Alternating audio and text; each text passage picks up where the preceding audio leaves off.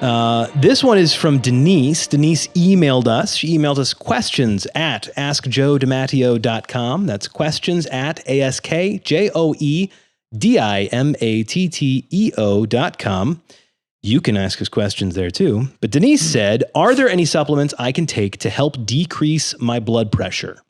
The short answer is yes. Mm-hmm. There are. I don't believe that everybody's a candidate in doing that. I think you have to really take hypertension seriously, obviously, because as we've mentioned with cholesterol and as we've mentioned with hypertension in other contexts, it's just that persistently high resting blood pressure over many years, over a long period of time. That's what's hard to undo. Yeah. And you might be borderline, but you might want to be a little more aggressive in doing something about it. So again, the short answer is yes. Before we get into some of the supplements, I think we just maybe have a bit of a conversation around this question first. Sure. And then we can make maybe some recommendations or give them some thoughts. In general, blood pressure meds are cheap nowadays. They've been around for a long time. There are many different classes, some that, work better for some people, work better for others, some that aren't super well tolerated for you that might work perfectly for the other person. Yeah. So in general, I think there are a lot of good meds out there. Also, we know that other non-pharmacologic interventions, they also work. So even if you're not taking supplements, some of the biggest levers to pull in this case would be weight loss. And not just that reduction in BMI, but also, like we've mentioned, reducing waist circumference. So that kind of centralized adiposity is particularly of interest here. Yeah. So reduction in waist circumference can make notable changes to, systolic and diastolic blood pressure. With that comes obviously dietary interventions. And so not just a caloric reduction, but also reducing sodium intake, increasing potassium intake. Now we could give you the milligram amounts, as we've said before, but it's nobody's really measuring to that level of granularity what they're consuming. Right. So in general, that's the whole thought process behind eating minimally processed foods as often as you can, because we know that they're going to be, leafy greens and fruits and vegetables, they're going to be higher in potassium. Yeah. And if you're not eating tons of packaged processed foods, unless you're adding a ton of salt, it's going to be, it's going to have a very low or minimal amount of sodium. Right. So again, focusing on more generally on the types of foods you're consuming can help, as opposed to, I'm going to start measuring this. Now, the DASH diet has been around for a long time, has also shown that it can, lead to marked reductions in blood pressure. Mm-hmm. Exercise helps with blood vessel elasticity, basically. It helps with appetite control.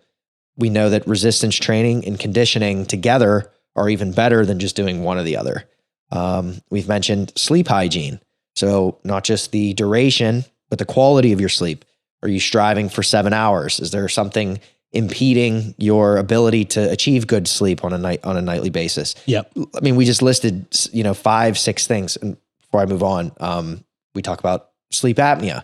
Obstructive sleep apnea is another big one, which in and of itself is a risk factor for hypertension. So all of these things are major levers for lowering blood pressure. They are.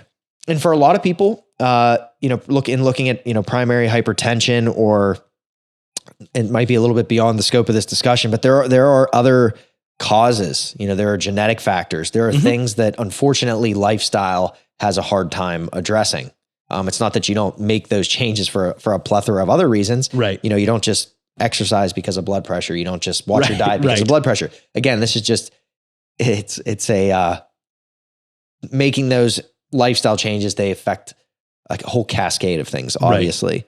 Right. But in general, there are a lot of people who they might see modest reduction, but they need something a little more drastic. And so that's where medications come into play.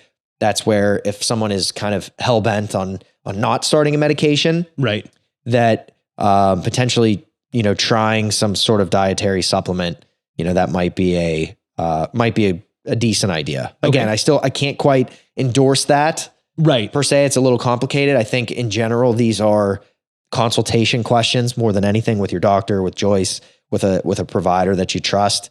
But again, for the sake of answering the question, some of the main ingredients that we in various combinations of products that we have, the ingredients that stand out are taurine, garlic extracts, nitrate, which is usually in the form of beetroot, cocoa extract, and then again we mentioned potassium. So supplemental potassium can help people.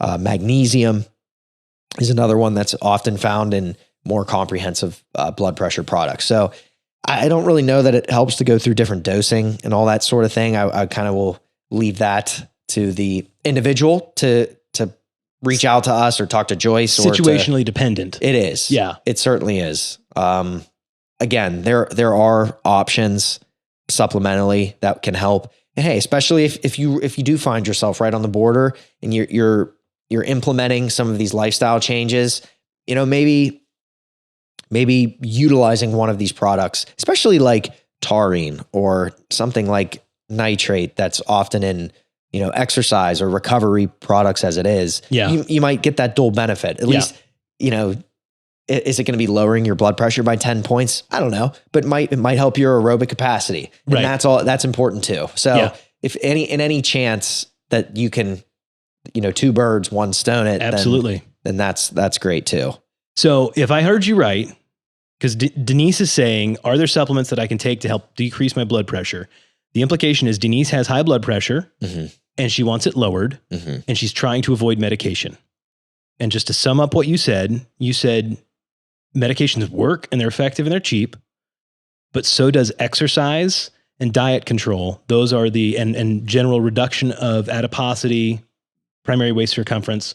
Those are huge levers. If you're trying to avoid medication, start there. In addition to that, if you want to supplement, here are some options, but that's kind of the order of operations there. Yep.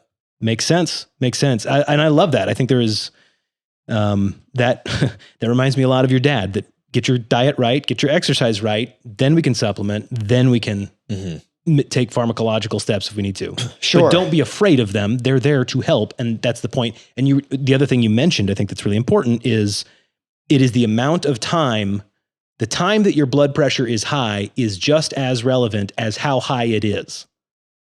Right? It's that you had high blood pressure for a long period of time as well. Right. Because everybody's blood pressure gets spiked when something stressful happens or whatever. Right. But it's when your blood pressure is high for an extended period of time. Resting blood pressure. Yes. Exactly. That's a critical distinction. You're stressed and you're exercising, your blood pressure is going to skyrocket at times. And we know that doesn't, portend any sort of untoward issue. Right. Right.